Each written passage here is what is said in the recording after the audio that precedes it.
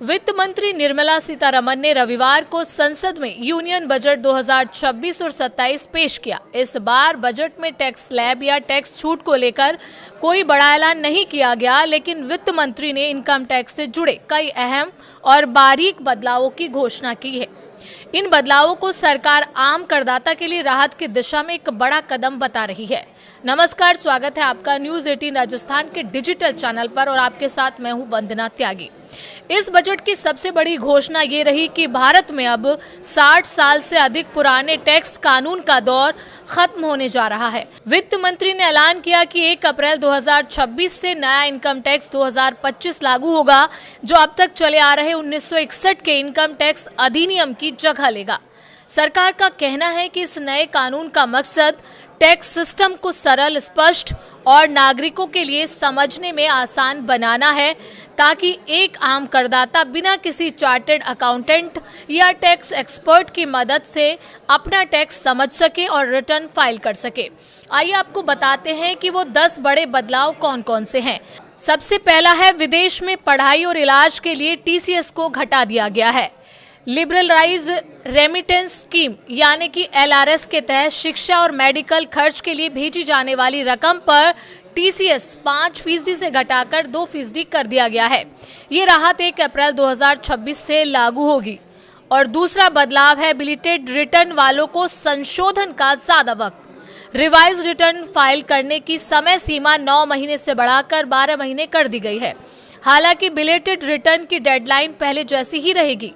Equity futures और option पर SST बढ़ा। इक्विटी फ्यूचर्स पर SST 0.02% से बढ़ाकर 0.05% और ऑप्शंस पर 0.1% से बढ़ाकर 0.15% हो गया है, जिससे F&O ट्रेडिंग महंगी होगी। चौथा है, सोवरेन गोल्ड ब्रांड यानी SGB का टैक्स नियम साफ कर दिया गया है।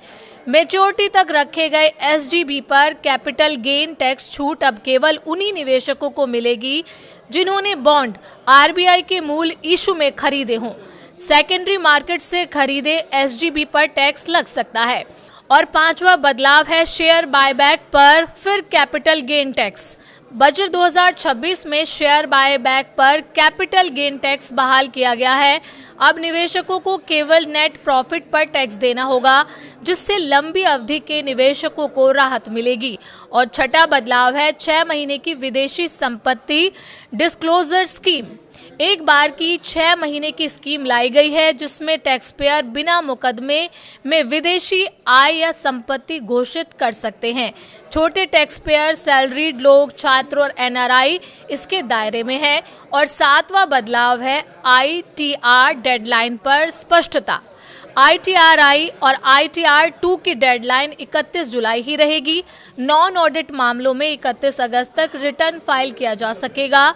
रिवाइज्ड रिटर्न 31 मार्च तक मामूली चार्ज के साथ दाखिल होगी। और 8वां बदलाव है, छोटे टैक्स पेयर्स को बड़ी राहत। अब छोटे टैक्स पेयर ऑटोमेटेड सिस्टम के जरिए लोअर या नील TDS सर्टिफिकेट ले सकेंगे। साथ ही फॉर्म 15G और 15H सीधे डिपोजिटरी के जरिए कंपनियों तक पहुंचेगा। और 9वां बदलाव है, क्रिप्टो न बताने पर सख्त जुर्माना। क्रिप्टो ट्रांजैक्शन रिपोर्ट न करने पर एक्सचेंजरों पर 200 रुपये रोजाना का जुर्माना और गलत रिपोर्टिंग पर 50,000 रुपये तक की पेनल्टी लगेगी। और 10वां बदलाव है, NRI से प्रॉपर्टी खरीदना अब आसान होगा। रेजिडेंट खरीदारों को अब NRI से प्रॉपर्टी खरीदते समय टैन लेने की जरूरत नहीं होगी। पैन के जरिए ही TDS कटौती संभव होगी, जिससे प्रक्रिया तेज और आसान होगी। हालांकि आम लोगों के मन में सबसे बड़ा सवाल यही है कि ये बदलाव सिर्फ कागजों में सुधार है या वाकई में आम करदाता के बटुए में इसका असर दिखेगा। क्या टैक्स सिस्टम आसान होने से झंझट कम होगा या नियमों के नए स्वरूप से करदाताओं की चिंता बढ़ेगी? आपको क्या लगता है, ये बदलाव वाकई में ही आम आदमी के जीवन में कोई बदलाव लाने वाले हैं? आप अपनी राय कमेंट के जरिए हमें बता सकते हैं।